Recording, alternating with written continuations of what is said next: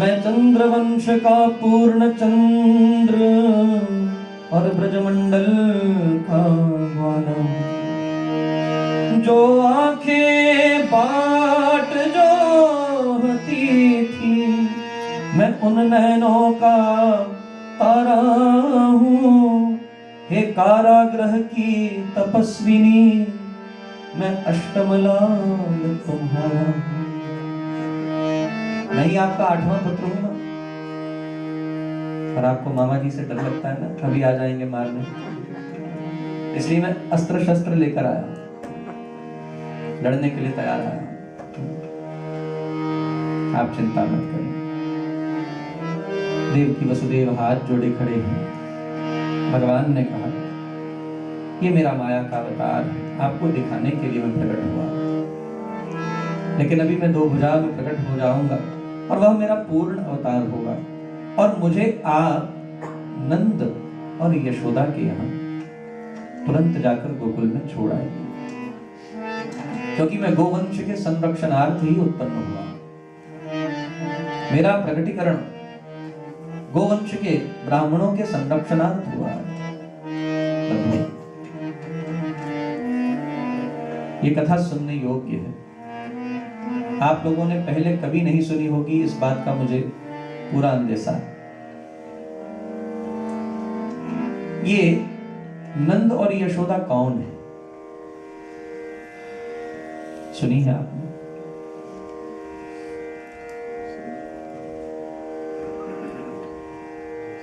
ये नंद और यशोदा पूर्व जन्म में वसु और धरा थे। कृष्ण इनके पास क्यों गए हैं उत्पन्न होते ही, यह कथा सुनने योग्य है।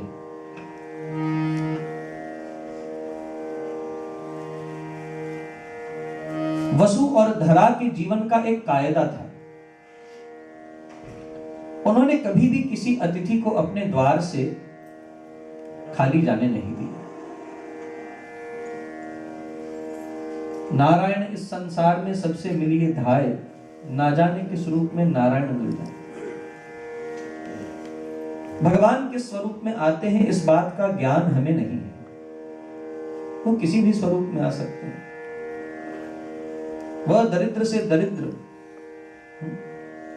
अमीर से अमीर बनकर, अकिंचन से अकिंचन बनकर किसी भी स्वरूप में हमारे सम्मुख आ सकते हैं। जीवन का सिद्धांत बनाइए, सिया राम मैं सब जग जानी, करहु प्रणाम जोर जग पाए। सर्वम खलविदम ब्रह्म, सब में उस ब्रह्म की अनुभूति कीजिए। आत्मोपम्येन सर्वत्र समम पश्यति अर्जुन, सब में उस आत्म स्वरूप को देखिए। सब आपका ही तो स्वरूप है। अहम ब्रह्मास्मि। किसी भक्त कवि ने बहुत सुंदर गाया है, मुझे मेरी मस्ती कहाँ लेके आई, मुझे मेरी मस्ती कहाँ लेके आई, जहाँ मेरे अपने सिवा कुछ नहीं है,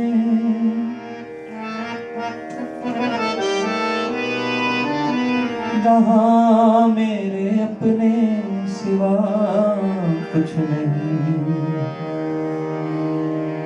जो परमात्मा की बंदगी में उन्मत्त साधक होते हैं, वो कैसे मस्त होते हैं, उन्हें अपने अतिरिक्त कोई दिखाई नहीं देता।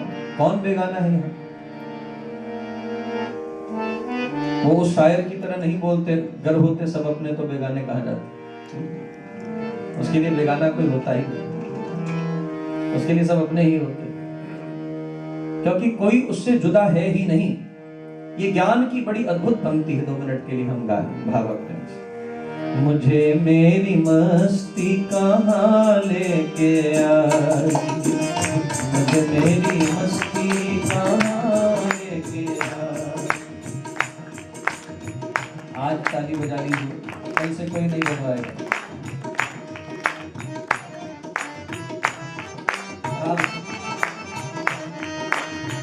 मुझे मेरी मस्ती कहाँ लेके आई, मेरी मस्ती कहाँ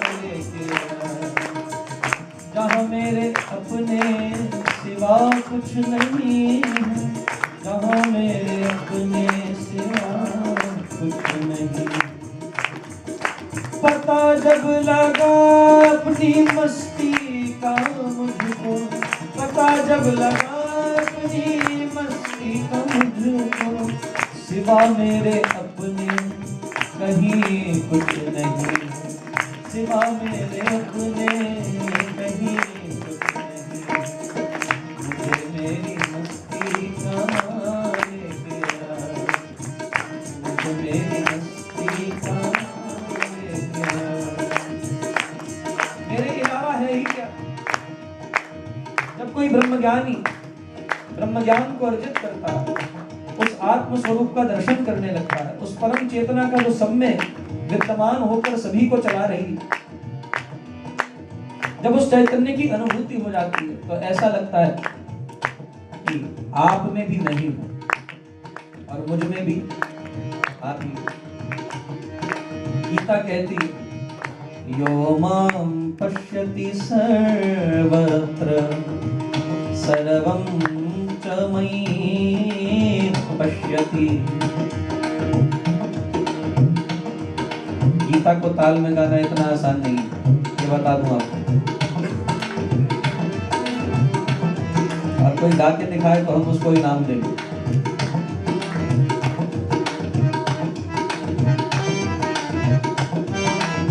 यो मां पश्यति सर्वत्र सर्वं च मयि पश्यति, तस्याहं न प्रणश्यामि स च मे न प्रणश्यति, स च मे न प्रणश्यति, स च मे न प्रणश्यति। भगवान कहते हैं, यो मां पश्यति सर्वत्र, हे अर्जुन सब में मुझको देख और मुझ में सबको देख। देखिए, आप मुझे देख रहे हैं, मैं आपको देख रहा हूं। In your eye ball which image is created? Isn't it my image in your eyes? And I am creating an image of yours in my eyes. इसका मतलब आपकी प्रतिष्ठा मेरे में है और मेरी प्रतिष्ठा आप में है कि नहीं? इसको वैज्ञानिक दृष्टि से समझिए। जब मैं आपको देखता हूं तो मेरी आंख में आपका अक्स निर्मित होता है, आप मेरे नेत्र में बन जाते हैं, और जब आप मुझे देखते हैं तो इस श्लोक का बहुत सुंदर अर्थ है, यो मां पश्यति सर्वत्र सर्वं च मयि पश्यति, तस्याहं न प्रणश्यामि, तस्याहं न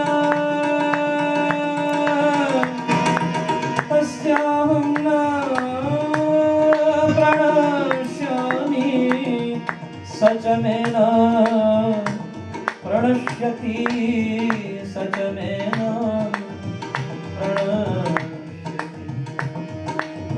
वो मेरे से दूर नहीं, मैं उससे दूर नहीं। और ये भक्त क्या बोल रहा है, मुझे मेरी मस्ती कहाँ लेके आई, मुझे मेरी मस्ती कहाँ लेके आई, जहाँ मेरे अपने सिवा कुछ नहीं, जहाँ मेरे अपने सिवा कुछ नहीं। सभी में फकत मैं ही मैं हूँ, सभी में फकत मैं ही मैं हूँ, सिवा मेरे अपने कहीं कुछ नहीं, सिवा मेरे अपने कहीं कुछ नहीं है। दुख है न सुख है न शोक है कुछ भी, दुख है न सुख है न शोक है कुछ भी, अजब है ये मस्ती पिया कुछ नहीं, अजब है ये मस्ती पिया कुछ नहीं। बोले बगैर पिए ही चढ़ गई है ये मस्ती। क्यों चढ़ गई है? क्योंकि प्रतीति हो गई है, सुरूर आने लगा। जहां भी देखता हूं मुझे कहीं और कोई दूसरा दिखाई ही नहीं देता, मुझे सब मेरा ही स्वरूप दिखाई देते हैं। अहम ब्रह्मास्मि, मैं ही मैं हूं। कैसे हूं मैं सब में? ये सागर ये लहरें फेन और बुदबुदे, सागर ये लहरें फेन और बुदबुदे, कल्पित हैं जल के सिवा कुछ नहीं, कल्पित हैं जल के सिवा कुछ नहीं। सागर में लहर क्या है? पानी। फेन क्या है? भाग क्या है? पानी। बुदबुदे क्या है? पानी। ये स्वरूप तो कल्पनातीत है, काल्पनिक स्वरूप है। लहर बन गई, वायु की विकृति से लहर बनी, लहरों के झुरमुट ने आपस में खेला तो फेन उत्पन्न हो गई, बुदबुदे निर्मित हो गए। लेकिन है क्या? है तो सब जल ही।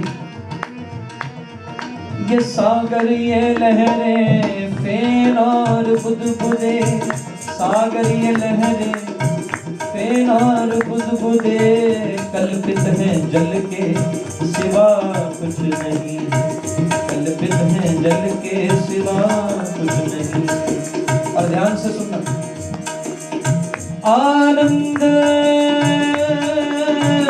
और आनंद, आनंद स्वरूप है मेरा, आनंद ही आनंद, आनंद स्वरूप है मेरा।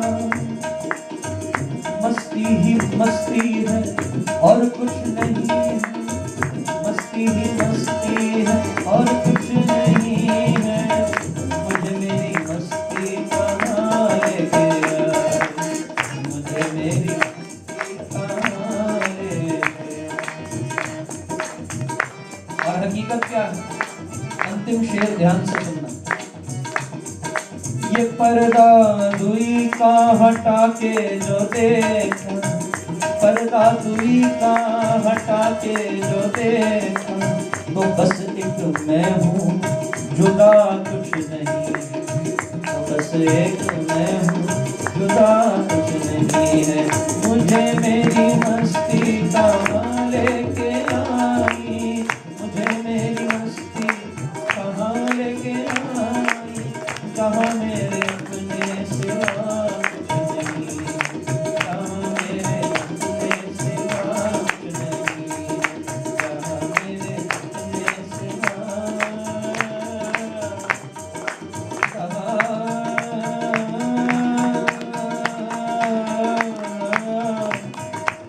मेरे अपने सिवा कुछ नहीं है।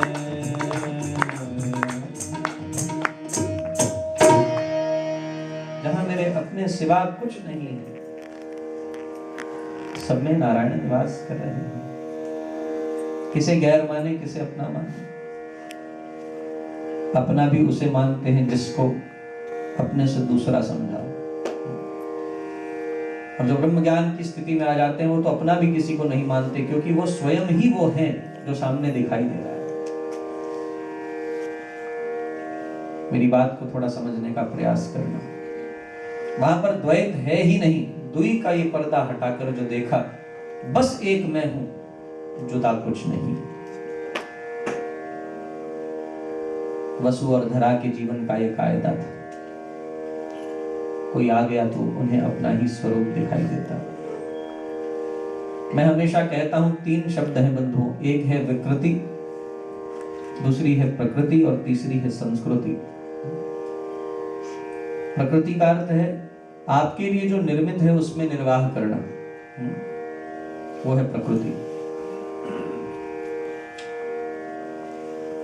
प्राणी के लिए प्रकृति का निर्माण हुआ और हमारी प्रकृति में हमें भगवान ने कितना कुछ दिया,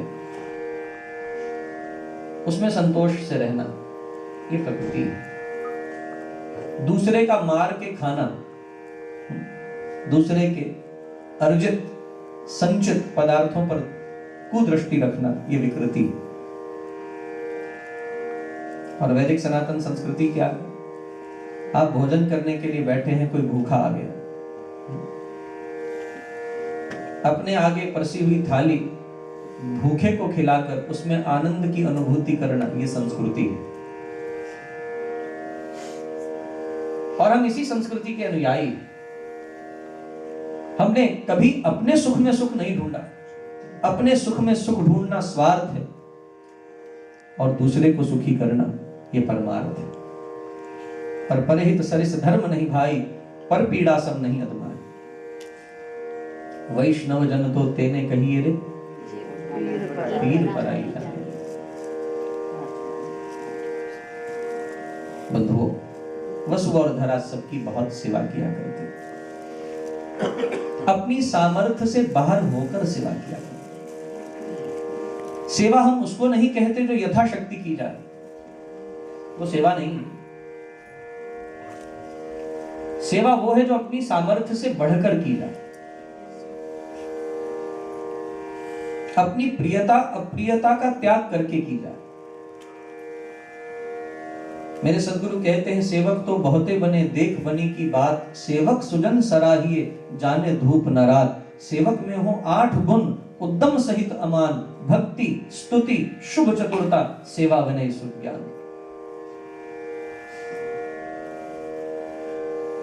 सेवक तो बहुत ऊंची अवस्था है, और जिसके जीवन में सेवा आ जाए, समझ लेना साधना का सबसे बड़ा अंग उसके जीवन में उतर गया। वसु और धरा कभी किसी को अपने घर से रिक्त जाने न देते। आज वसु गए हुए थे और धरा ग्रह पर अकेली थी, और धरा का एक 5 वर्षीय नन्हा सा बालक था, और एक परिभ्रमण करते हुए परिव्राजक संत घूमते हुए धरा के निवास पर आए और अभ्यागत आकर धरा के द्वार पर उन्होंने भिक्षाटन के लिए गुहार लगाई, भवति भिक्षाम देहि। धरा और वसु की यहां बड़ी गरीबी थी।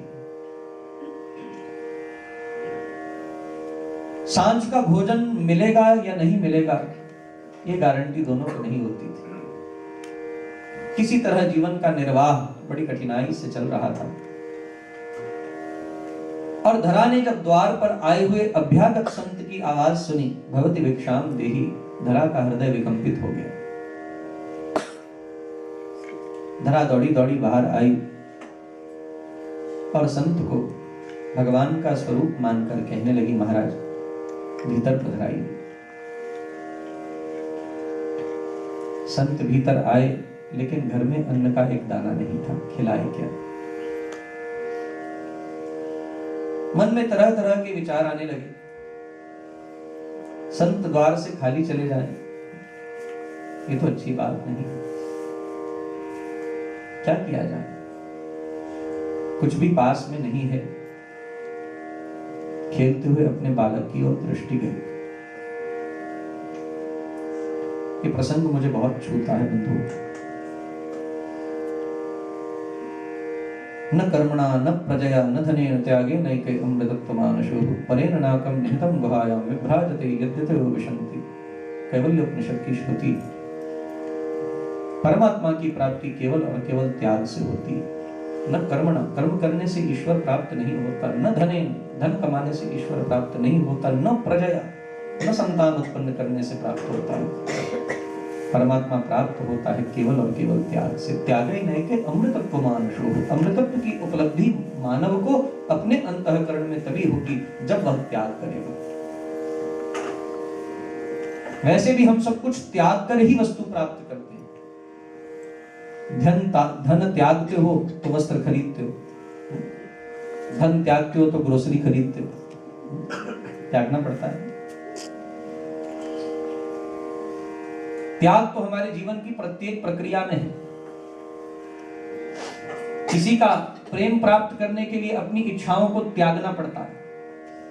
There are so many sacrifices to be made in life to achieve something. And remember, without a sacrifice, you will not be able to achieve anything. You have to. And I never believe in compromises.